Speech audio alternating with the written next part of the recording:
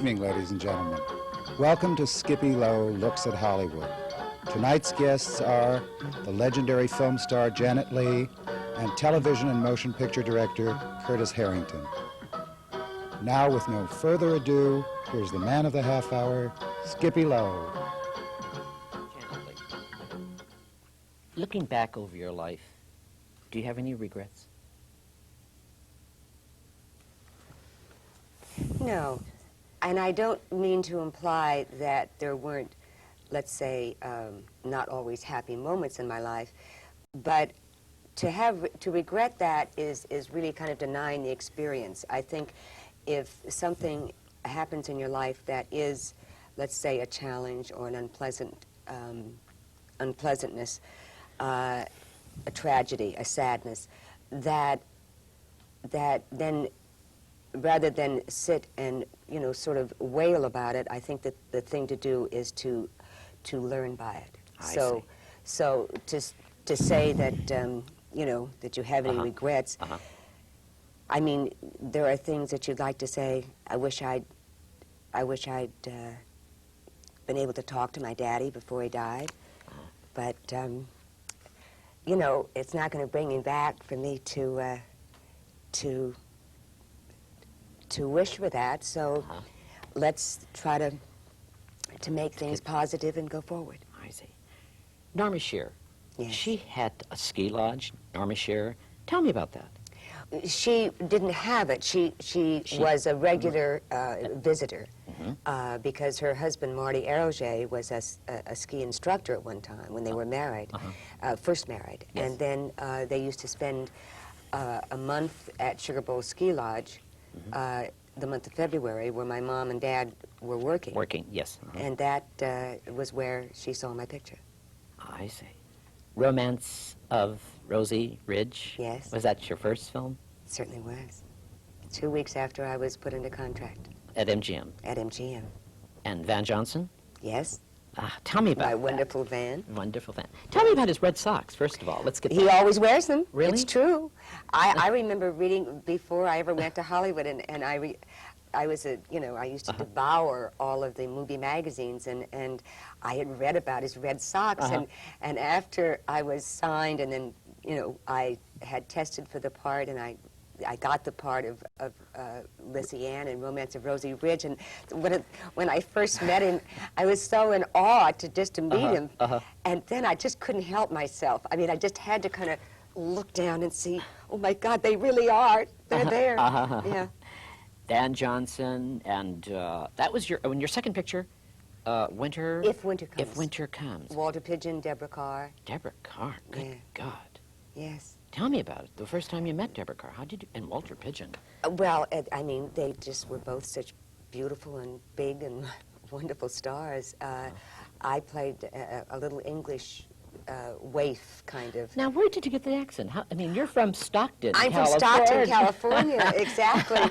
And that's the wonderful thing that MGM and the studios had at that time, was that all of these facilities were there for you to learn from. And they had a diction coach, they had a drama coach, they had singing, they had dancing. Yeah, they groomed stars. They really, absolutely took, they nurtured you, they guided you, and they even made your dates. No, No? not with me. I don't know about. Didn't they tell you who to go out with? No. Okay. No. Yeah. I do know. Well, let me just finish here. Anyway, what they did was they had Sir Aubrey Smith's niece was the one who tutored me with an English accent. But I do know that at times, like I know that I double dated with Elizabeth Taylor a couple of times for either an opening or the Hollywood. Remember the Hollywood Foreign Press Ball, the costume ball? Of course. Well, and that date was arranged for, if she didn't have one, say, the studio would arrange one for would arrange one. But she was younger, so it had to be a very careful thing, Yes. But no, I never had a date arranged. Janet Leigh, one of my favorite movies. I love this movie. Even Words and music. Oh, yeah. Ah, Judy Garland, Mickey Rooney. You name it. Tell me- June Allison, Lena Horne. Yes, I mean, I they were mean- all there. And that was a great musical. MGM came out with some great musicals, but Oh. that was my favorite of all. The awful thing was that I had always just loved musicals and a frustrated gypsy, I guess, you know.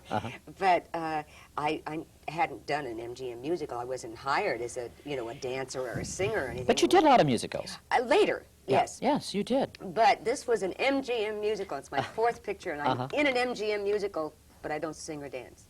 But you were lovely I'm during straight, it. yeah. Tell me about Judy Garland. And Tom Drake, which you had a crush on. Tell me about Tom that. Drake, I had seen. You had a crush on him, didn't you? Yes, I did. He in Green Years, and he had just done so many, and I loved that.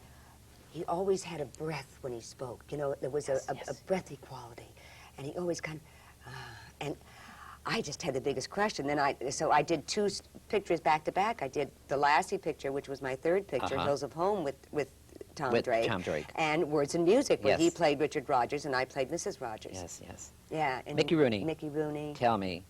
You said working with Mickey Rooney is like what? Well, I don't remember the exact word I used in the book, but it just like a An bomb, explosion. a bomb explosion. waiting to go off. Uh-huh. I mean, he just was such a dynamo, you know.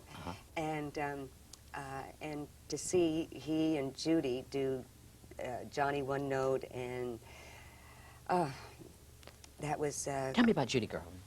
The first time you met her. Well, the first time I met her was on the set of Words and Music, and I remember the day this was, we had been shooting, but this was the day that she was going to come on and do the scene at the party, and then they would do their number. Yes, the one note. And I was so excited. I got up. I mean, I was 2 hours early on the set, you know, because I just wanted to be there. I didn't want to miss anything. I didn't want to miss her coming in. I didn't want to miss anything she did.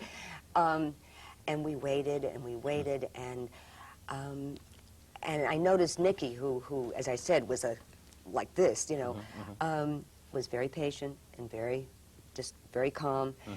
And they all knew what I didn't know, which was that it was during one of her bad times, and you know, she was not well, and she came on finally about 12 o'clock, and wan and nervous, and my heart just went out to her. I just wanted to. I wanted to hold her, and you know, me. I mean, this was my fourth picture, and I wanted to hold her. But I just wanted to comfort her. You know, I wanted to say, "It's okay, honey. It's okay. It's going to be all right." She just broke my heart. But boy, then she started to, whatever she started to do, boom! It was, you know, unbelievable. But you became friends with her. Yes, after. yes, indeed. I treasure that. What was Judy Garland really like, Janet? Really? She was really great. Was she? Yeah, she was as warm and as wonderful. I mean, you know, she had her moments where she was maybe lost to us. She felt like a little girl, didn't she? I think so. I don't think she ever had a chance to be a little girl. And I think probably I think the love that she missed in her in her life as a child was given to her by the audience, because she said so often that the time when she's on stage, she felt loved, and she felt it was like the people in the audience were giving her the love that she had craved when she was little. You seem happy today, Janet. I am very happy. You are? I'm a very fortunate lady. Yes, you are. You keep saying that in your book. You said you are very, very, you were unlucky with love, but lucky in work. What do you mean by that? Well, I'm not necessarily unlucky. Let's just say that my choices weren't always the best. Except even that is because the choices you make at a time in your life are right at that time, and depending on how it goes after that is whether it, you know, continues. But you want to talk about luck? I mean, the fact that I was discovered. Discovered. The fact that at the time I was discovered, Yes. because 6 months later, Yes. the picture that I first did Yes. would have been made, and they were not hiring at that. Then they had stopped hiring people to see if they could make a test, or Yes. to in other words, just stock players. Did They Janet Leigh? stopped that. Did Janet Leigh did make a test? Excuse me? Did you do a screen test? Not for the contract. You didn't. No. No, I was signed. I went in. They brought me in to meet Lucille Ryman, who was the Right. talent head, and I met with her, signed a contract. They signed me to a contract. That's it. The test came when when I went to the drama coach, and she gave me the scene, and I read for her, Yes, yes. and she had the director and producer Yeah. of Romance of Rosie Ridge come down. Then they decided to do the test then, because actually the contract was, even though it was for 7 years, was to really make a test. Yes, yes, of course. To train me for 3 months Yeah, or yeah, 6 months, make a test, and see if anything came up. Little Women. Tell me, there's another great picture. Little Women. Elizabeth Taylor, Margaret O'Brien, June Allison. June Allison. Yeah. That was fun. And Peter Lawford, Sir Aubrey Smith. I mean, Mary Astor, great Oh, cast. great. Yeah. That was a great Rosanna movie. Brazzi Uh-huh. was his, It was a his great- first picture. Yes. Over here. Christian Science. Tell me. Christian Science, I started when I was married before Tony. I was married when I arrived in Hollywood. You were a Christian And, Science then. I had studied it with this man's mother. Yes. And I really liked the idea of the science of mind. Positive. The Yes, positive. I do too. I didn't actually join the church because I didn't know that I would be capable of meeting all of their requirements. I didn't know that I had progressed that far. But I subsequently have continued with Christian Science reading, and also like Science of Mind and Unity. Because religion really is peaceful. is It's within ourselves. Within yourself. Yeah.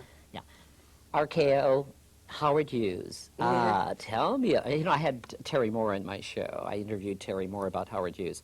She told me some wonderful stories about Howard Hughes.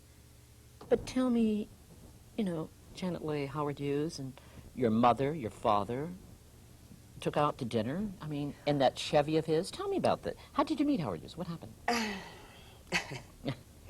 I met Howard Hughes at a cast party for Little Women at Mervyn LeRoy's house.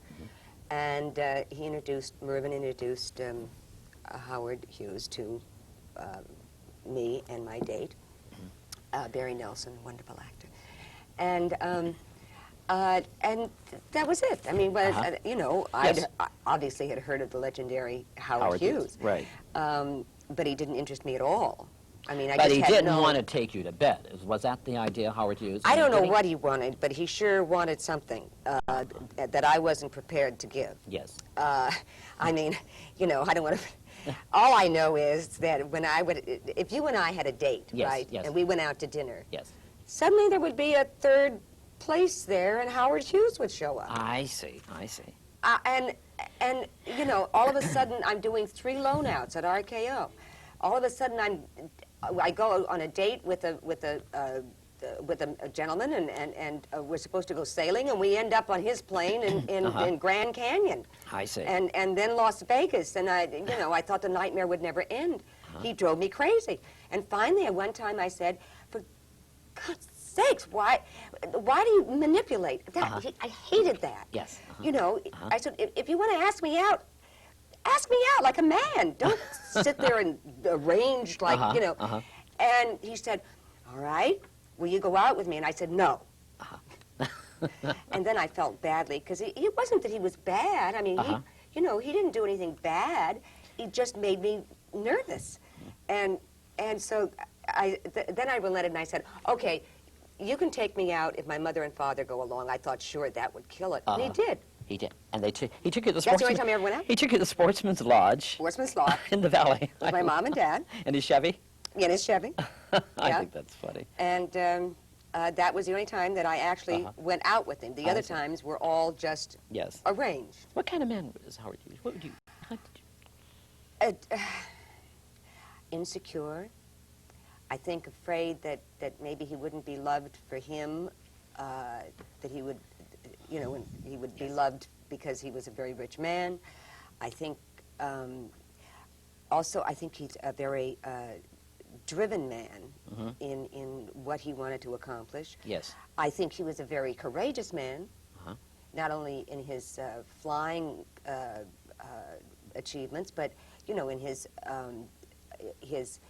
I think, courageous standing up to the to the Congress, and I mean, you know, he a very careful man in terms of thoughtful, in terms of if you're working for him, you know. Yes.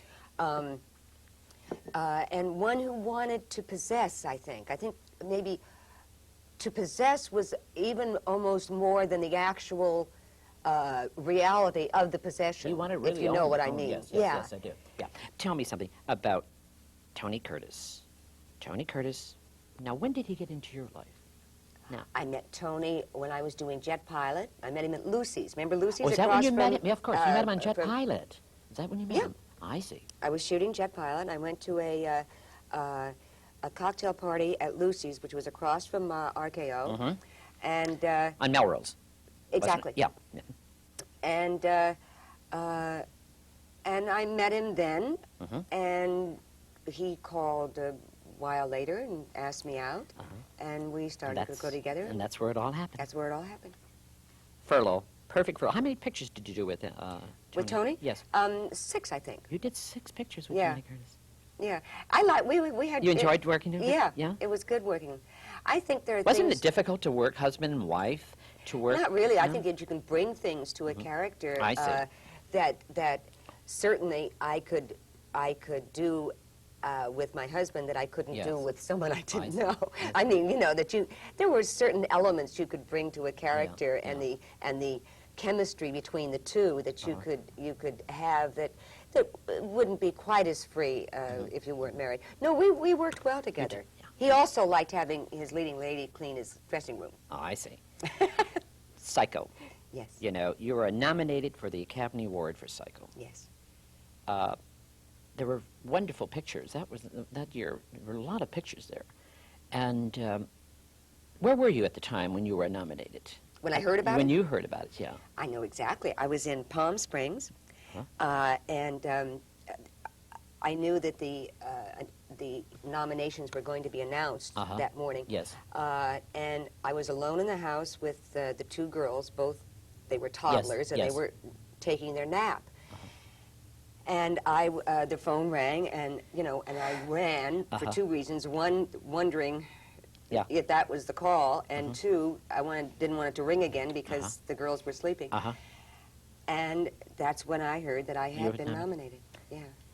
How Hitchcock, one of the great directors. I Absolutely. mean, God. I've been, again, Tell me I about use that word, lucky lady. Lucky lady. Oh, look at the people, look at the directors I've worked with. You were lucky. Yeah. You really are. You bet I am. I mean, Hitchcock, that's a great director. Yeah. And Orson Welles. Orson Welles. You know, and Joseph Touch von A Touch of Evil? Sternberg. Right. Oh, God, what a great And, classic. That's a cult classic. Yes. Well, Matter of fact, I'm going to do this.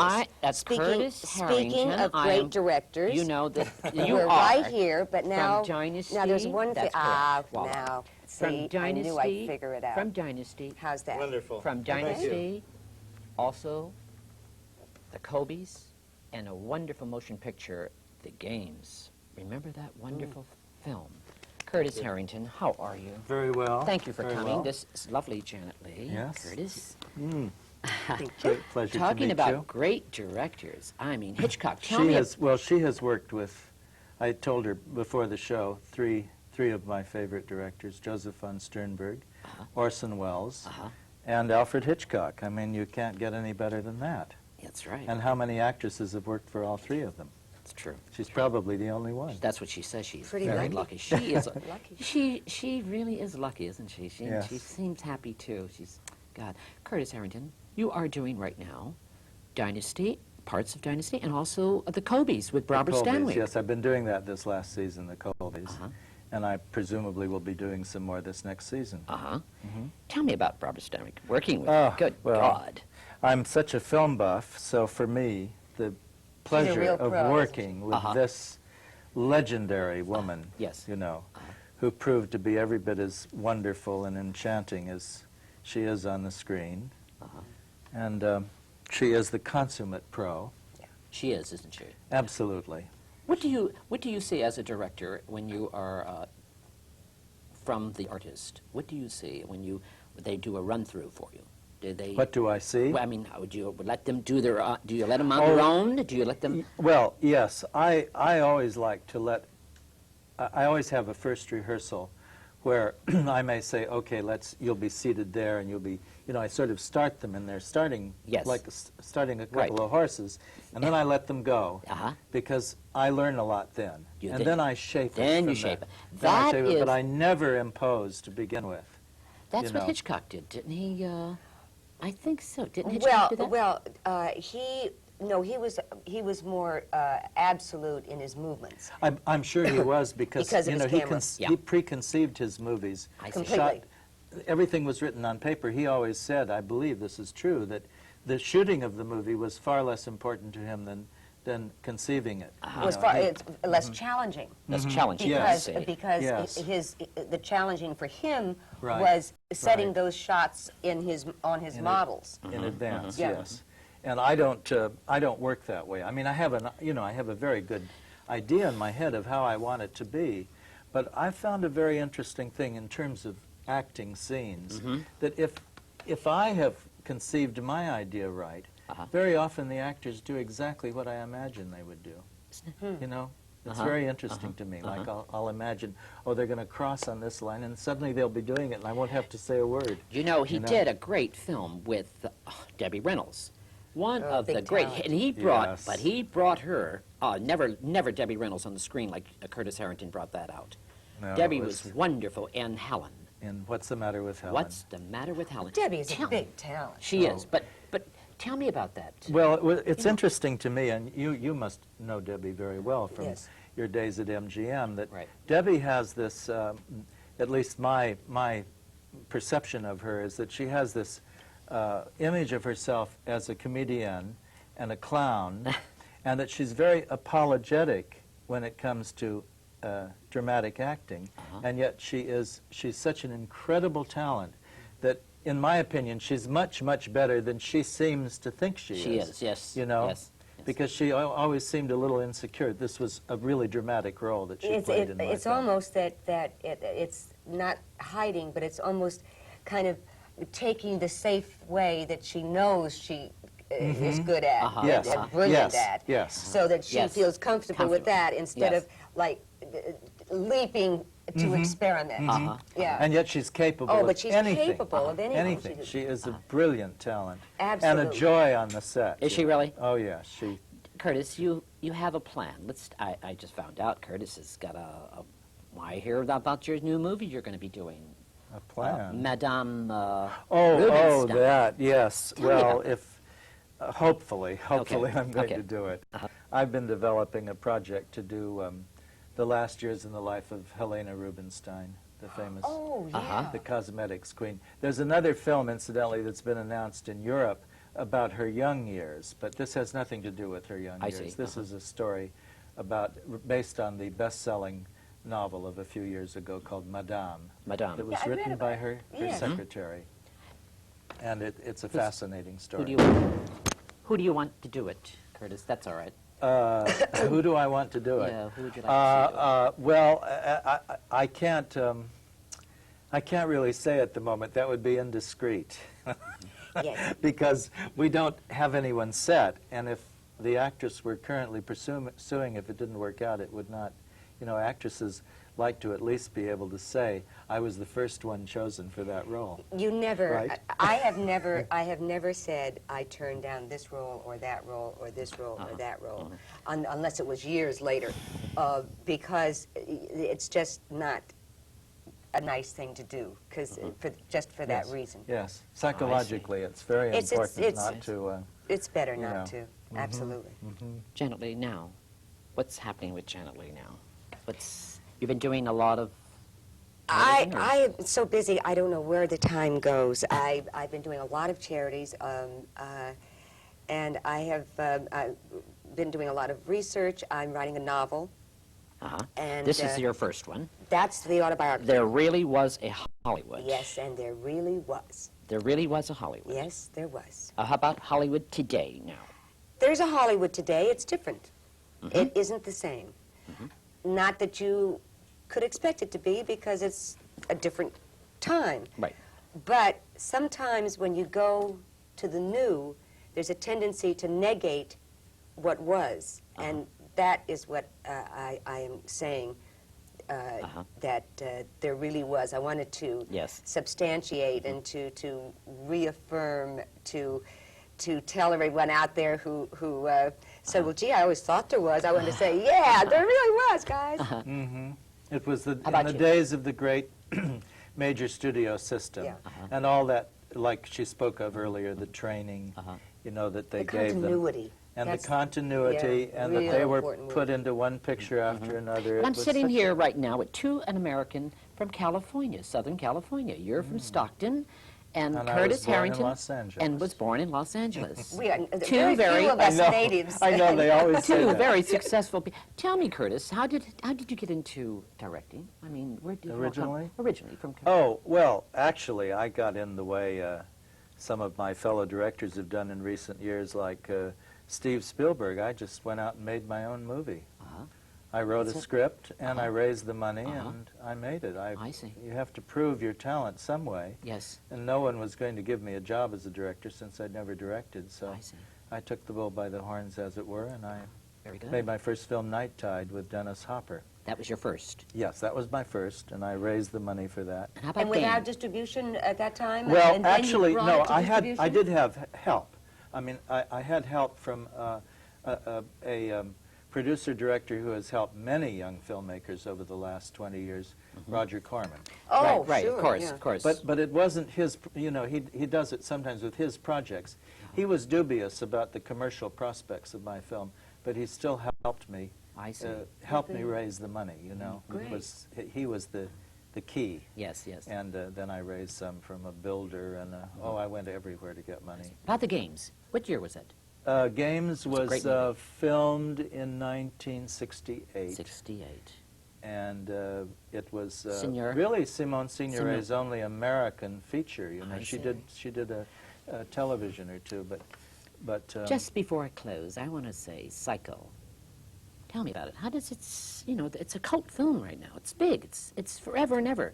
Tell me, how do you feel about it? I mean, when you made I it, did you think it was going to be that? No one knows that when you're doing a picture, what's going to happen 25 years later. I think it's remarkable and flattering that to be a small part of that really classic film, because I